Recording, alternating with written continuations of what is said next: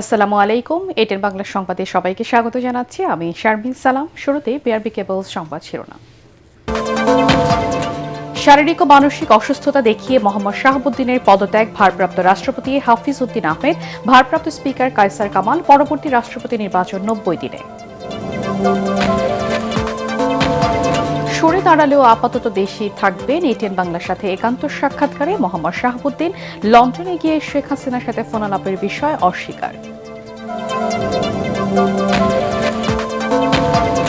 দলের সিনিয়র নেতাদের মধ্য থেকে পরবর্তী রাষ্ট্রপতি দেখতে চান বিএনপি নেতারা। অরাজনৈতিক কাউকে দায়িত্ব দিলে ভবিষ্যৎ সংকটের আশঙ্কা।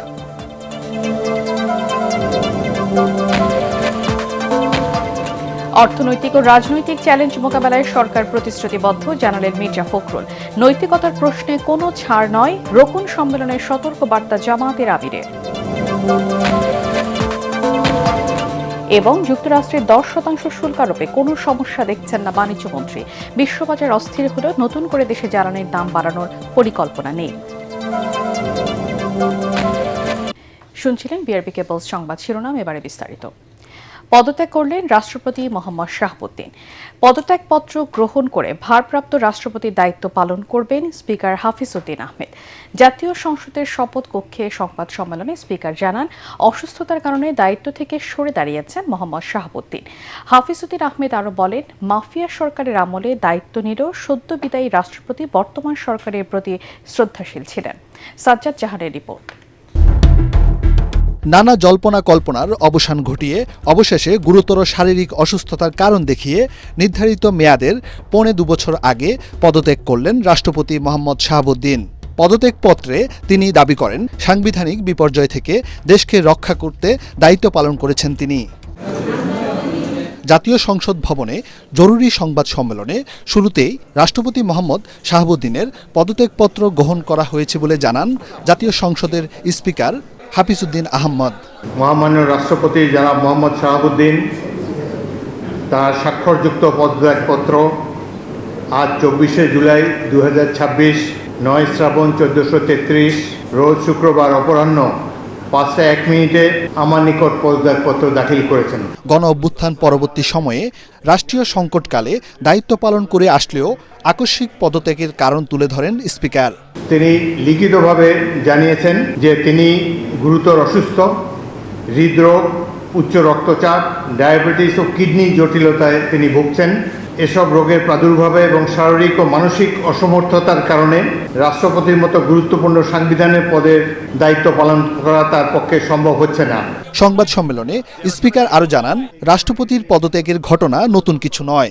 সংবিধান অনুযায়ী পদত্যাগপত্র জমা হয়েছে, গ্রহণ করা হয়েছে সংবিধান মেনেই। তাই এই ইস্যু নিয়ে আর কোনো বিভ্রান্তির সুযোগ নেই। এই পদত্যাগের ফলে সকল ধোঁয়াশা পরিষ্কার হলো।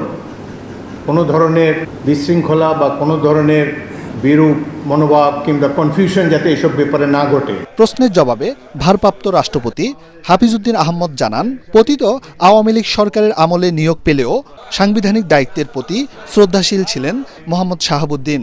জনগণের ভোটে যে সরকার নির্বাচিত হয়েছে তার প্রতি তিনি সমর্থন এবং শ্রদ্ধা প্রকাশ করেছেন সবসময়। সাজ্জাদ জাহান, এটিএন বাংলা, ঢাকা। পদত্যাগকারী রাষ্ট্রপতি মোহাম্মদ শাহাবুদ্দিনের সাথে টেলিফোনে কথা বলেছেন আমাদের বিশেষ প্রতিনিধি মাহবুব কবির চপল, যেখানে তিনি জানিয়েছেন সরে দাঁড়ালেও আপাতত দেশেই থাকবেন। কারণটা স্যার অনেকে জানতে চাচ্ছেন, মূল দাগে যদি স্যার। কারণ কিছু না, I am very much sick, that is the cause. বুঝলে চপল? জি sir. I have already reacted in এই ব্যাপারে আমি তো বলে দিছি। আমাদের দেশে মিডিয়া, আমি কি বলবো আর কি, কত কিছু যে বানায় তা আমি কল্পনাও করতে পারি না। লন্ডনে আমি চিকিৎসা নিচ্ছি, আমি বিছনায়, আমি হাসপাতালে ভর্তি, আমার স্টেন্টিং হচ্ছে, কত কিছু হচ্ছে। এর মধ্যে বলে দিল যে আমি লন্ডন থেকে কথা বললাম। আর এখন কথা বলতে চাইলে কি সারা পৃথিবীতে হাতের মুঠায় যে কোনো জায়গা থেকে কথা বলা যায়, বাংলাদেশ থেকে 1000 বার কথা বলা যায়। আমার লন্ডন যেতে হবে কথা বলার জন্য? চপল, এটা কিরকম ক্রিয়েটেড, কিরকম মানে উর্বর মস্তিষ্কের এটা মানে ক্রিয়েট করা, সৃজন করা, টোটালি ফলস, বেসলেস, কনকক্টেড। সিঙ্গাপুর গিয়ে লন্ডন আবার চিকিৎসার জন্য যাবেন। না, এখন তো এসব কেন প্ল্যান করব আমি? আমাকে তো রেস্ট নিতে হবে কিছুদিন, তারপরে আমার তো অবস্থা ভালো না, আমি তো যত তাড়াতাড়ি যাওয়ার আর কি।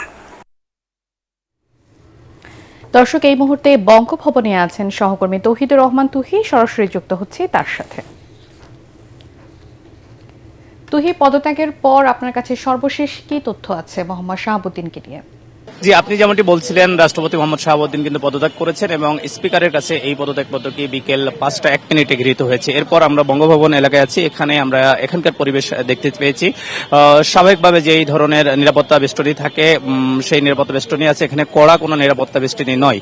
রাষ্ট্রপতি, সদ্য সাবেক রাষ্ট্রপতি, এই মুহূর্তে ঠিক কোথায় আছেন সেই অবস্থানটিও কিন্তু পরিষ্কার নয়। আমরা বিভিন্ন সূত্রে জানার চেষ্টা করেছি, আমরা এখনো পর্যন্ত নিশ্চিত হতে পারিনি যে উনি বঙ্গভবনেই আছেন নাকি অন্য কোথাও রয়েছেন। এর পাশাপাশি যদি আমরা বলি, বিকাল 4টার দিকে মূলত বঙ্গভবন থেকে রাষ্ট্রপতির যে কর্মকর্তারা ছিলেন তারা রাষ্ট্রপতির যে পদত্যাগপত্রটি সেটি নিয়ে সংসদ ভবনে যান এবং সেখানে স্পিকারের কাছে সেই পদত্যাগপত্রটি দেন। পরবর্তীতে স্পিকার সেটি গৃহীত করেন। পদত্যাগপত্রে তিনি তার শারীরিক যে অসুস্থতার কথাগুলো উল্লেখ করেছেন, সেগুলোর মধ্যে হৃদরোগ, কিডনি রোগগুলো রয়েছে, উচ্চ রক্তচাপও রয়েছেন। তিনি জানিয়েছেন যে এই পরিস্থিতিতে রাষ্ট্রের সর্বোচ্চ পর্যায়ে থেকে তার দায়িত্ব পালন করাটা অসম্ভব হয়ে উঠছিল। তো এখানে বঙ্গভবনের পরিস্থিতি যদি আমরা বলি যে একেবারে স্বাভাবিক বলা যায়, এখানে কোনো ধরনের কোনো জমায়েত নেই বা নিরাপত্তা বেষ্টনীর যদি কথাও বলি যে কড়া নিরাপত্তা বেষ্টনী কিন্তু এখানে নেই। স্বাভাবিক যে ধরনের নিরাপত্তা সে ধরনের প্রোটোকল রয়েছে, সেই জিনিসগুলো রয়েছে। তো এই ছিল আমার কাছে সবশেষ তথ্য। তুহি, আপনাকে ধন্যবাদ। ভবিষ্যতের কথা মাথায় রেখে দলের সিনিয়র নেতাদের মধ্য থেকে পরবর্তী রাষ্ট্রপতি নির্বাচিত করা উচিত বলে মনে করেন বিএনপি নেতারা। পরীক্ষিত নেতাদের বাইরে অরাজনৈতিক কাউকে দায়িত্ব দিলে ভবিষ্যতে যে কোনো সংকটে দলের জন্য তা মঙ্গলজনক নাও হতে পারে বলে তাদের আশঙ্কা। এদিকে পরবর্তী সম্ভাব্য রাষ্ট্রপতি নিয়ে আলোচনায় গুজবে কান না দিয়ে অপেক্ষা করার অনুরোধ জানিয়েছেন বিএনপি মহাসচিব ও এলজিআরডি মন্ত্রী মির্জা ফখরুল ইসলাম আলমগীর। বিস্তারিত জানাচ্ছেন মইনুল আহসান। কয়েকদিনের আলোচনা সমালোচনার পর শুক্রবার রাষ্ট্রপতির পদ থেকে পদত্যাগ করেন মোহাম্মদ শাহাবুদ্দিন। বঙ্গভবনে চলছে মোহাম্মদ শাহাবুদ্দিনের বিদায় আর নতুন রাষ্ট্রপতিকে বরণের প্রস্তুতি। রাষ্ট্রপতি মোহাম্মদ শাহাবুদ্দিনের পদত্যাগের পর থেকেই বিএনপি নেতাকর্মী আর রাজনৈতিক মহলে জোর আলোচনা কে হচ্ছেন রাষ্ট্রের পরবর্তী সর্বোচ্চ অভিভাবক। পরবর্তী রাষ্ট্রপতি হিসেবে এখন পর্যন্ত সবচেয়ে বেশি আলোচিত হচ্ছে বিএনপির 3 জন নীতি নির্ধারকের নাম। মহাসচিব মির্জা ফখরুল ইসলাম আলমগীর, দলের জ্যেষ্ঠ নেতা স্থায়ী কমিটির সদস্য ডক্টর খন্দকার মোশাররফ হোসেন এবং স্থায়ী কমিটির আরেক সদস্য ডক্টর আব্দুল মঈন খান। সবকিছু ঠিক থাকলে এই 3 জন থেকেই যে কোনো একজন রাষ্ট্রপতি হচ্ছেন তা অনেকটাই নিশ্চিত। তবে এই নিয়ে সতর্ক আলোচনায় থাকা নেতারা। রাজধানীতে এক অনুষ্ঠানে অংশ নিতে এসে সাংবাদিকদের প্রশ্নের জবাবে বিএনপি মহাসচিব মির্জা ফখরুল ইসলাম আলমগীর ধৈর্য ধরে অপেক্ষা করার পরামর্শ দেন। এটা এখনই বলার সময় আসেনি, যখন সময় আসবে তখন সবাই আপনারা জানতে পারবেন। গুজবে আমি বিশ্বাস করি না, আর পত্র পত্রিকা পড়ে তো রাজনীতির কথা বলা যাবে না, আর এটা হচ্ছে রাষ্ট্রপতির কথা, তো ওটা গুজব দিয়ে কিছু বলা যাবে না। রাষ্ট্রপতি নির্বাচন নিয়ে বিএনপির তৃণমূলের ভাবনা জানতে চাইলে চেয়ারপারসনের উপদেষ্টা সৈয়দ মোয়াজ্জেম হোসেন আলাল বলেন, দলের ত্যাগী সিনিয়র নেতাদের থেকেই কাউকে এ পদে দেখতে চান নেতাকর্মীরা। নিজের ব্যক্তিত্ব, তার নৈতিকতা, তার বুদ্ধিদীপ্ত তীক্ষ্ণতা, এগুলা কি পরিমাণে আছে এটা হলো একটা দিক। আরেকটা দিক হলো যে দলের প্রতি তার যে আনুগত্য, গণতান্ত্রিক ব্যবস্থার প্রতি তার যে আনুগত্য। প্রফেশনাল যারা, তারা কিন্তু একটা নির্দিষ্ট গণ্ডির মধ্যে চলাফেরা করেন।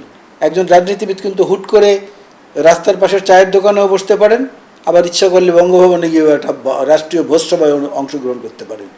এই গুণাবলী সম্পন্ন মানুষ তো বিএনপিতে আছে, তাদের মধ্যে থেকে হওয়াই যুক্তিসঙ্গত এবং যথাযথ হবে বলে আমি মনে করি। 111 সহ নানা রাজনৈতিক সংকটের কথা মনে করিয়ে দিয়ে মোয়াজ্জেম হোসেন আলাল বলেন, অরাজনৈতিক কোনো ব্যক্তিকে দায়িত্ব দিলে তা দলের জন্য সুখকর নাও হতে পারে।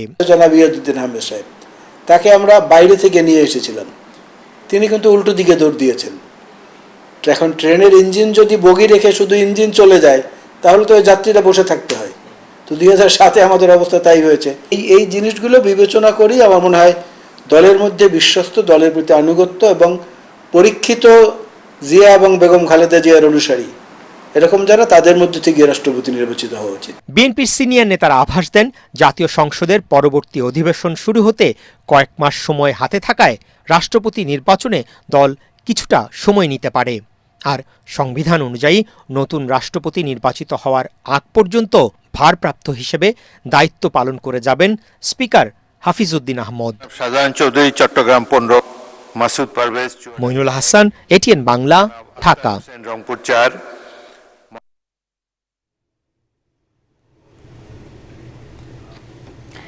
অবশেষে মেয়াদ শেষ না করেই বিদায় নিলেন মোহাম্মদ শাহাবুদ্দিন। 3 বছরের কিছু বেশ সময় দায়িত্ব পালন করলেও ঘটনাবহুল সময় পার করেছেন সদ্য বিদায়ী এই রাষ্ট্রপতি। 2023 সালের 24শে এপ্রিল দায়িত্ব নিয়ে 3 জন সরকার প্রধানকে শপথ পড়িয়েছেন তিনি। সদ্য পদত্যাগকারী এই রাষ্ট্রপতির সম্পর্কে আরো জানাচ্ছেন একরামুল হক সাহেব। ঝড় উঠুক না কেন, আমি তো ঝড় উঠাচ্ছি এখানে, ঝড় উঠুক। আওয়ামী লীগ সরকারের আমলে রাষ্ট্রপতি হিসাবে শাহাবুদ্দিন সত্যিকারের কোনো ঝড় তুলতে না পারলেও 24-এর জুলাই বিপ্লবের পর রাষ্ট্রের সর্বোচ্চ পদে তার থাকা না থাকা নিয়ে ঝড় ওঠে রাজনৈতিক অঙ্গনে। অন্তর্বর্তীকালীন সরকারের প্রধান উপদেষ্টা রূপে তবে সাংবিধানিক ধারাবাহিকতার ইস্যুতে সব ঝড় ছাপিয়েই টিকে যাচ্ছিলেন তিনি। অন্তর্বর্তী সরকারের আমলে রাষ্ট্রপতি হিসাবে বেশ ম্রিয়মাণ থাকলেও বিএনপি সরকার ক্ষমতায় আসার পর রাষ্ট্রের সর্বোচ্চ পদ উপভোগ করতে থাকেন শাহাবুদ্দিন। যদিও ত্রয়োদশ সংসদে রাষ্ট্রপতির স্বাগত ভাষণকে ঘিরে তুমুল হট্টগোল তৈরি হয় অধিবেশন কক্ষে।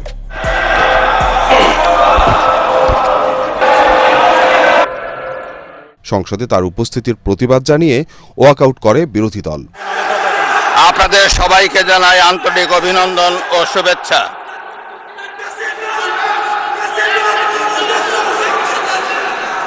জনাব স্পিকার,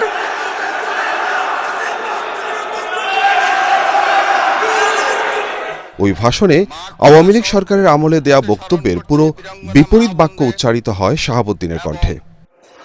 সকলের সম্মিলিত আন্দোলনের ফলে 2024 সালের 5ই আগস্ট তৎকালীন ফ্যাসিস্ট সরকারের পতন ঘটে। হাজারো শহীদের রক্তের উপর দিয়ে তাবেদার ও ফ্যাসিবাদ মুক্ত নতুন গণতান্ত্রিক বাংলাদেশের সূচনা হয়। স্বাধীনতার ঘোষক শহীদ রাষ্ট্রপতি জিয়াউর রহমান বীরুত্তম, যাদের অসামান্য ত্যাগের মাধ্যমে বাংলাদেশ ফ্যাসিবাদ মুক্ত হয়ে গণতন্ত্রের পথে যাত্রা শুরু করেছে।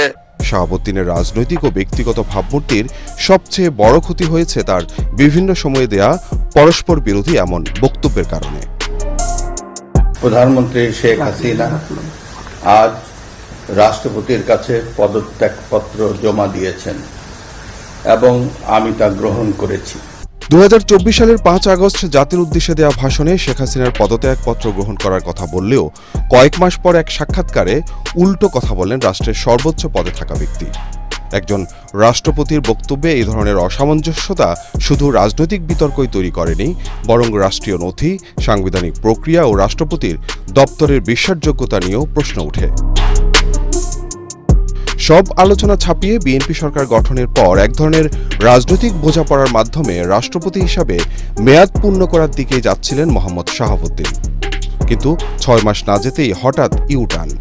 বিভিন্ন সংবাদ মাধ্যমের দাবি, চিকিৎসার জন্য লন্ডন সফরে গিয়ে তিনি ফোনে যোগাযোগ করেন সাবেক প্রধানমন্ত্রী শেখ হাসিনার সাথে। সরকারের কাছে এমন তথ্য এলেই রাষ্ট্রপতি হিসাবে বিদায় ঘণ্টা বাজে শাহাবুদ্দিনের। 2023 সালের 24 এপ্রিল হঠাৎ করে রাষ্ট্রপতি হিসেবে দায়িত্ব পেয়েছিলেন দুদকের সাবেক কমিশনার মোহাম্মদ শাহাবুদ্দিন। সেই হিসাবে তার মেয়াদ ছিল 2028 সালের 23 এপ্রিল পর্যন্ত। 3 বছর 3 মাস সময়কালে রাষ্ট্রপতি হিসাবে 3 জন সরকার প্রধানকে শপথ পড়ান শাহাবুদ্দিন। শেখ হাসিনা, ডক্টর মোহাম্মদ ইউনূস ও তারেক রহমানের সরকারের আমলে নানা চড়াই উৎরাইয়ের সাক্ষী তিনি। 2024 সালের 5 আগস্ট ক্ষমতার পট পরিবর্তনের পর দেশের রাজনৈতিক ও সাংবিধানিক ইতিহাসে জটিল সময়ের মুখোমুখি হন শাহাবুদ্দিন। রাষ্ট্রপতি হিসাবে তাকে এমন সব সিদ্ধান্তে অংশ নিতে হয়েছে যেগুলো নিয়ে এখনও রাজনৈতিক ও আইনগত বিতর্ক শেষ হয়নি। ইতিহাস শেষ পর্যন্ত বিদায়ী রাষ্ট্রপতি শাহাবুদ্দিনকে কিভাবে মূল্যায়ন করবে তা নির্ভর করবে সংকটের সময় রাষ্ট্র, সংবিধান এবং গণতন্ত্রের প্রতি তার ভূমিকাকে ভবিষ্যৎ প্রজন্ম কিভাবে বিচার করে তার উপর। ইকরামুল হক সায়েম, এটিএন বাংলা, ঢাকা। রাষ্ট্রপতি পদ থেকে মোহাম্মদ শাহাবুদ্দিনের পদত্যাগের মধ্য দিয়ে স্বৈরাচারের কালো ছায়া মুক্ত হয়েছে জাতি বলে মন্তব্য করেছেন জামাতের আমির ও বিরোধী দলীয় নেতা ডক্টর শফিকুর রহমান। রাজধানীর মিন্টো রোডে বিরোধী দলীয় নেতার সরকারি বাসভবনে তাৎক্ষণিক প্রতিক্রিয়া তিনি বলেন, সদ্য বিদায়ী রাষ্ট্রপতি পদত্যাগের কারণ হিসেবে যা উল্লেখ করেছেন তা নিয়ে জাতির কোনো আগ্রহ নেই। হলেও জাতির ঘাট থেকে স্বৈরাচারের একটা কালো ছায়া সরে গেল, এই জন্য আমরা আল্লাহ তাআলার শুকরিয়া আদায় করি। তিনি কি কারণে পদত্যাগ করেছেন এই বিষয়ে আমাদের কোনো আগ্রহ নাই, কারণ আমরা আগে থেকেই বিবেচনায় নিয়েছি যে তিনি প্রেসিডেন্ট পদে থাকার আর যোগ্য নন, তিনি তার যোগ্যতা হারিয়েছেন।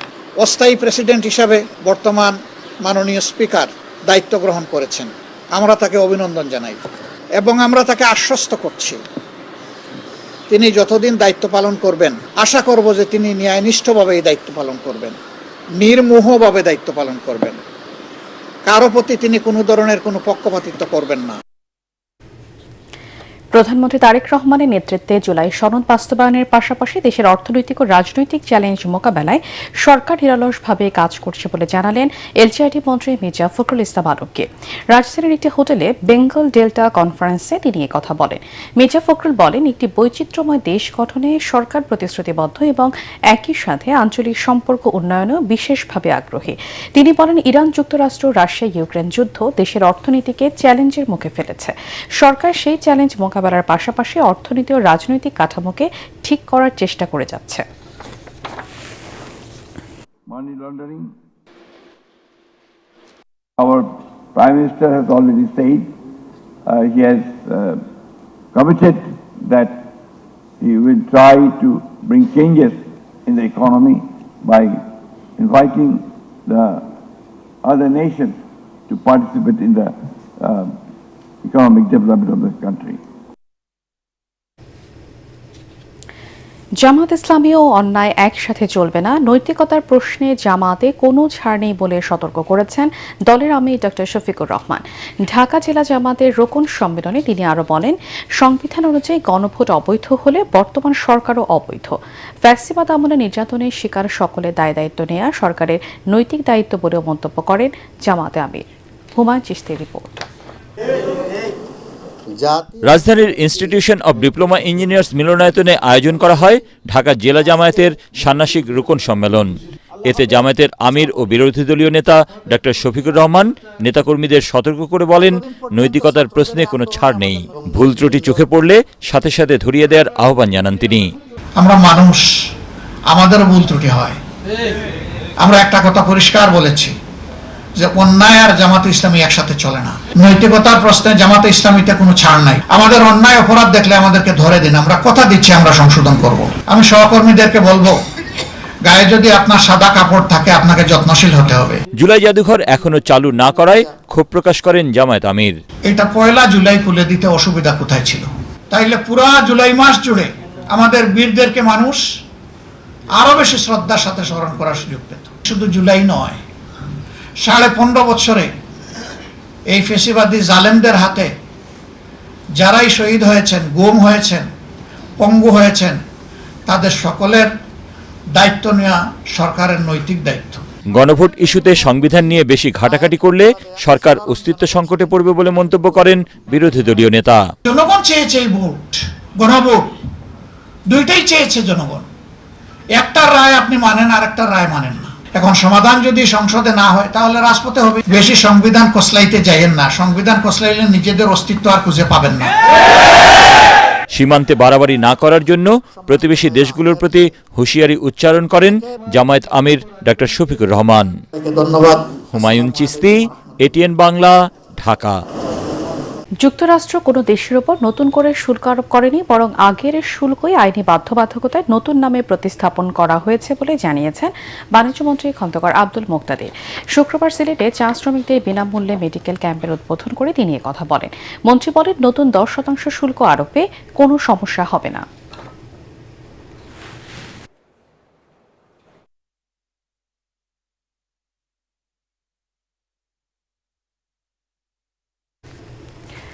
$2.5 লাখ টাকার ব্লাড ও প্লাটিলেট সন্তানের শরীরে দেওয়ার পর জানা গেল ব্লাড গ্রুপ নির্ণয়ই ভুল ছিল।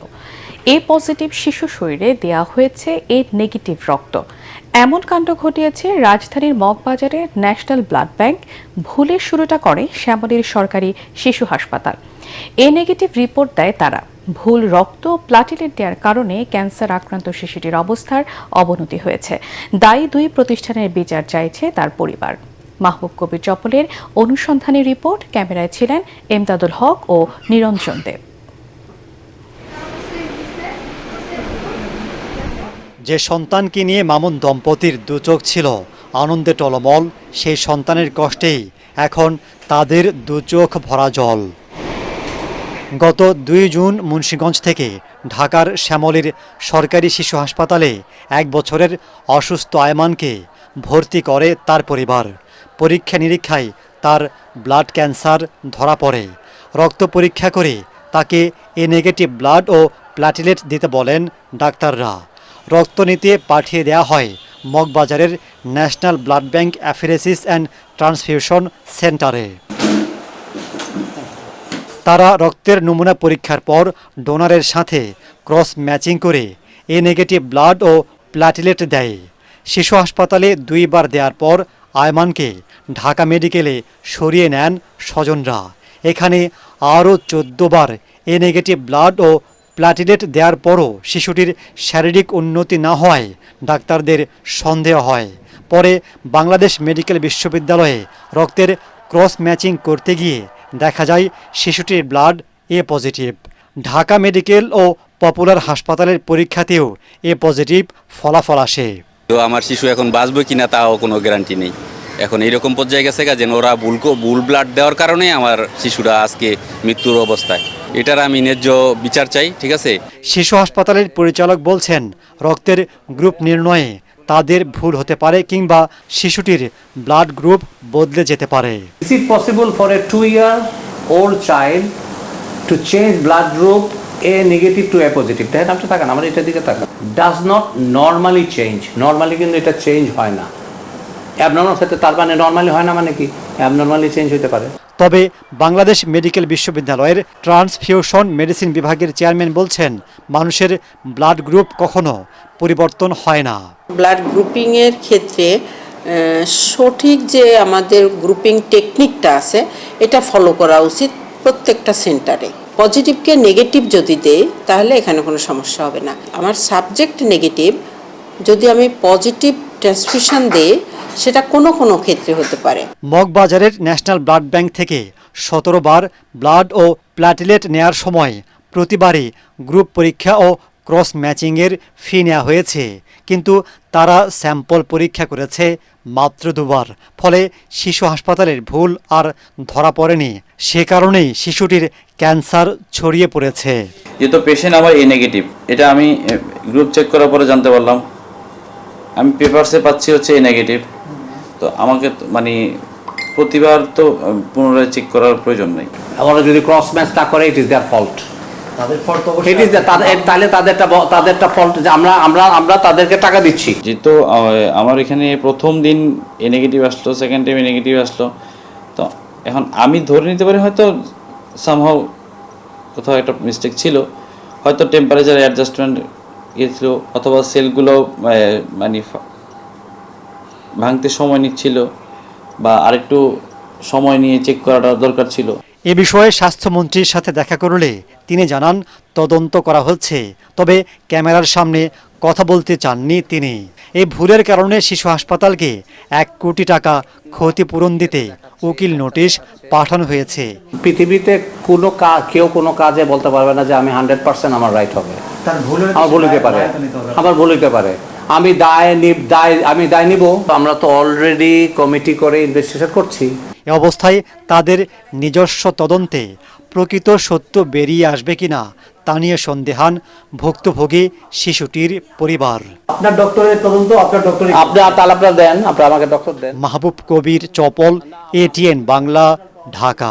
আমার নিউট্রাল পাউডার চা জনগোষ্ঠী ও ক্ষুদ্র নৃগোষ্ঠীর মানুষও এই সমাজের অবিচ্ছেদ্য অংশ বলে মন্তব্য করেছেন এটেল বাংলা পরিচালক হাসান আহমেদ চৌধুরী কিরণ। হবিগঞ্জের জুনারুঘাটে চা জনগোষ্ঠীর সাথে মতবিনিময়কালে তিনি বলেন, তাদের অক্লান্ত পরিশ্রমে দেশের চা শিল্প বিশ্বময় সুনাম কুড়িয়েছে। এ সময় চা জনগোষ্ঠীর স্বাস্থ্য, শিক্ষা সহ মৌলিক অধিকার নিশ্চিতের আহ্বানও জানান ডিবেট ফর ডেমোক্রেসির চেয়ারম্যান হাসান আহমেদ চৌধুরী কিরণ। হবিগঞ্জ প্রতিনিধি আব্দুল হালিমকে সাথে নিয়ে মিজান শাহজাহানের রিপোর্ট। আমাদের অর্থনীতি আজকে যে অবস্থায় এসে দাঁড়িয়েছে, এর নেপথ্যে রয়েছে অসংখ্য শ্রমিকের শ্রম আর ঘাম। যাদের শ্রম আর ঘামে আমাদের অর্থনীতি একটু একটু করে বিশ্ব দরবারে দাঁড়িয়েছে, তাদের অন্যতম চা শ্রমিকরা। 8 ঘন্টার মজুরি বিনিময়ে যা রোজগার হয়, তা দিয়ে সংসার চালাতে রীতিমতো হিমশিম খেতে হয় চা শ্রমিকদের। এরপরও চা বাগানকে কেন্দ্র করেই প্রজন্মের পর প্রজন্ম কাটিয়ে দিচ্ছেন তারা। বিশাল চা বাগানে গৃহপালিত পশুপালনের পাশাপাশি নানা ধরনের সামাজিক সাংস্কৃতিক কর্মকাণ্ডে যুক্ত এসব জনগোষ্ঠীর সন্তানরা লেখাপড়ারও সুযোগ পাচ্ছেন। এই আয়ে তো আমরা ছেলে মেয়ে খাওয়াই, আর তো আমরা কোনো কর্ম কইতে নাই। আমরা তো চাই যে আমরা একটু শান্তি শৃঙ্খলায় থাকবো, একটু আমরা মজুরি বাড়াই, তো এটাই আমরা চাই। পূর্বপুরুষরা যেভাবে কাজ করে আসছে, এভাবে আমরাও করে যেতে হবে। চন্দিছড়া চা বাগানে চুনারুঘাট উপজেলার চা জনগোষ্ঠী ও ক্ষুদ্র নৃগোষ্ঠীর প্রতিনিধিদের সাথে মতবিনিময় সভার আয়োজন করে চা শ্রমিক ইউনিয়ন। এ সময় আয়োজক সংগঠনের ভারপ্রাপ্ত সাধারণ সম্পাদক নিরিপেল পাল ও বাংলাদেশ চা কন্যা নারী সংগঠনের আহ্বায়ক খায়রুল আক্তার সহ স্থানীয়রা তুলে ধরেন তাদের বর্তমান অবস্থা। ন্যাশনাল টি কোম্পানির পরিচালক সালেউদ্দিন জানান, চা শিল্পের উন্নয়নে সব ধরনের উদ্যোগ নেওয়া হবে। প্রত্যেক বাগানে বাগানে একটা কমিটি করেন, কারণ বাগানে তারপরে সমস্ত শ্রমিকদের সঙ্গে কথা বলেন যে আমরা ওই যে বৃহত্তর রংপুর অঞ্চলের লোক কয়, জাগো ভাইয়ে, আমাদের জাগতে হবেই। এ সময় তিনি চণ্ডীর মাঠে চা জনগোষ্ঠীকে নিয়ে 2 দিন ব্যাপী উৎসব আয়োজনের আশাবাদ ব্যক্ত করেন। এই চণ্ডীর মাঠে একটা 2 দিন ব্যাপী একটা বড় উৎসব করি।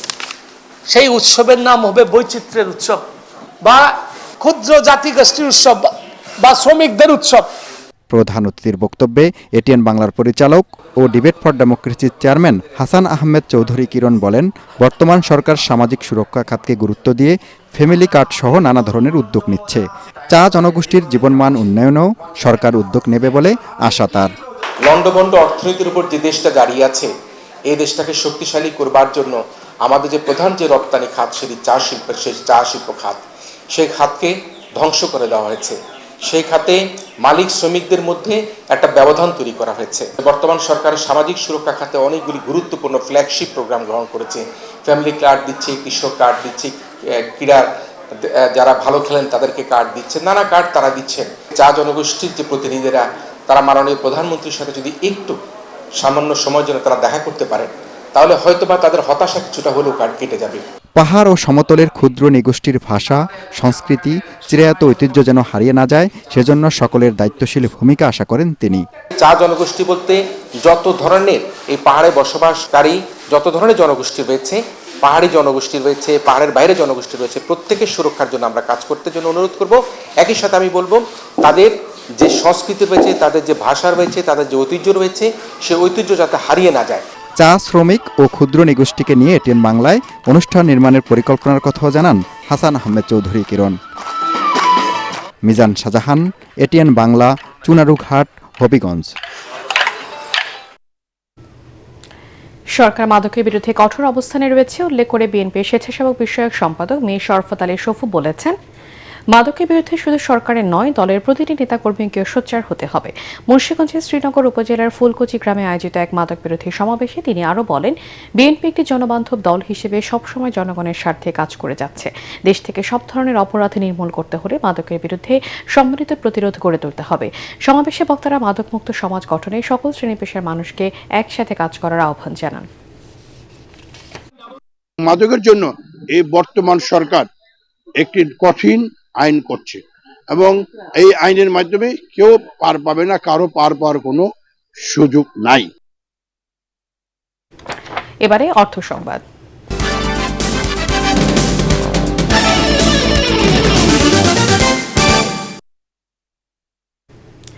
হাতের স্পর্শ ছাড়াই অত্যাধুনিক রোবোটিক মেশিনের মাধ্যমে দেশে প্রথমবারের মতো HQ ব্র্যান্ডের লিথিয়াম আয়ন ব্যাটারি ব্যাগ উৎপাদন করতে উৎপাদন করতে যাচ্ছে গাজীপুর হাইটেক পার্কের প্রতিষ্ঠান Leo ICT cables PLC. Lithium ব্যাটারির আন্তর্জাতিক মান ও সেবা নিশ্চিতের জন্য বিদেশ থেকে এই আধুনিক রোবট আনা হয়েছে বলে জানান বিনিয়োগকারীরা। মনির হোসেন তপুর রিপোর্ট।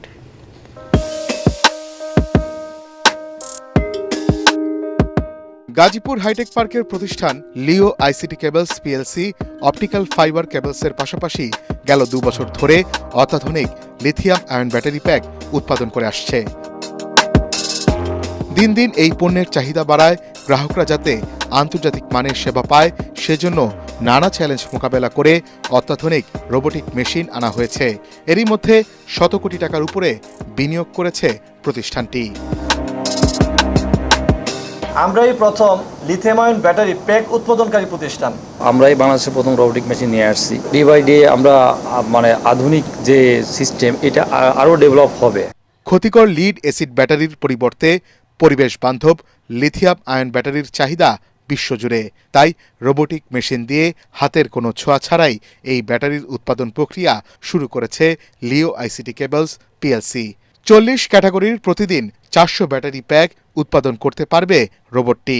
আমরা আমাদের শিল্পটাকে সঠিকভাবে বিকশিত করতে পারি, তাহলে আমরা দেশের জন্য একটা দেশের শক্তি উৎপাদনে, দেশের এই পাওয়ার ডেভেলপমেন্টে আমরা বড় ধরনের একটা অবদান রাখতে পারবো। সরকারের নীতিগত সুবিধা পেলে আমাদের প্রতিষ্ঠানে কর্মসংস্থানের সৃষ্টি হবে এবং বাংলাদেশে বেকারত্বের দূরীকরণে ভূমিকা পালন করবে। ডাটা সেন্টার এবং সার্ভার রুমের ব্যাটারি ব্যাকআপ, ইউপিএস, আইপিএস, অটোরিকশার ইভি লিথিয়াম ব্যাটারি উৎপাদন করে আসছে প্রতিষ্ঠানটি। লিথিয়াম ব্যাটারির বাজার প্রসারেও উদ্যোগ নিয়েছে সরকার।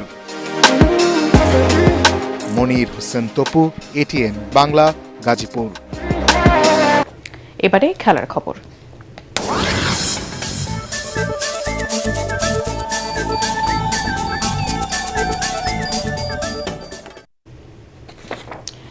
এশিয়ান গেমস ক্রিকেটে পুরুষ ও নারী 2 বিভাগেই সরাসরি নকআউট পর্বে খেলবে বাংলাদেশ। গতকাল শুক্রবার জাপানের নাগোয়ায় অনুষ্ঠিত হতে যাওয়া এশিয়ান গেমসের ক্রিকেট ইভেন্টের গ্রুপ ও সূচি ঘোষণা করা হয়। টি-20 সংস্করণের এই টুর্নামেন্টে পুরুষ বিভাগে বাংলাদেশের সঙ্গে সরাসরি কোয়ার্টার ফাইনালে খেলবে ভারত, পাকিস্তান ও শ্রীলঙ্কা। এর আগে আফগানিস্তান, নেপাল, ওমান সহ 6টি দল 2 গ্রুপে ভাগ হয়ে লড়বে প্রথম পর্বে। সেখান থেকে শীর্ষ দলগুলো কোয়ার্টার ফাইনালে মূল 4 দলের সঙ্গে যোগ দেবে। অন্যদিকে নারী ক্রিকেট সরাসরি শুরু হবে কোয়ার্টার ফাইনাল থেকে। শেষ 4-এ ওঠা লড়াইয়ে বাংলাদেশের প্রতিপক্ষ চীন। আগামী 17 থেকে 22 সেপ্টেম্বর নারী এবং 24 সেপ্টেম্বর থেকে 1 অক্টোবর পর্যন্ত অনুষ্ঠিত হবে পুরুষ দলের খেলা। শেষ করার আগে বিআরবি কেবল সংবাদ শিরোনাম আরেকবার। শারীরিক ও মানসিক অসুস্থতা দেখিয়ে মোহাম্মদ শাহাবুদ্দিনের পদত্যাগ, ভারপ্রাপ্ত রাষ্ট্রপতি হাফিজউদ্দিন আহমেদ, ভারপ্রাপ্ত স্পিকার কায়সার কামাল, পরবর্তী রাষ্ট্রপতি নির্বাচন 90 দিনে। সরে দাঁড়ালেও আপাতত দেশেই থাকবেন, এটিএন বাংলার সাথে একান্ত সাক্ষাৎকারে মোহাম্মদ শাহাবুদ্দিন। লন্ডনে গিয়ে শেখ হাসিনার সাথে ফোন আলাপের বিষয় অস্বীকার।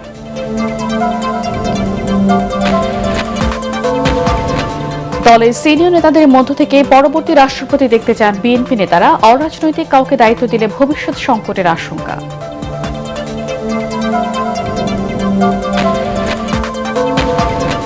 অর্থনৈতিক ও রাজনৈতিক চ্যালেঞ্জ মোকাবেলায় সরকার প্রতিশ্রুতিবদ্ধ, জানালেন মির্জা ফখরুল। নৈতিকতার প্রশ্নে কোনো ছাড় নয়, রোকন সম্মেলনের সতর্কবার্তা জামায়াতের আমিরের। এবং যুক্তরাষ্ট্রের 10% শুল্ক আরোপে কোনো সমস্যা দেখছেন না বাণিজ্যমন্ত্রী। বিশ্ববাজার অস্থির হলেও নতুন করে দেশে জ্বালানির দাম বাড়ানোর পরিকল্পনা নেই। পরবর্তী সংবাদ দেখার আমন্ত্রণ জানিয়ে এখনকার মতো শেষ করছি। এটিএন বাংলা সংবাদ ইউটিউবে দেখতে ব্রাউজ করুন youtube/এটিএন বাংলা নিউজ।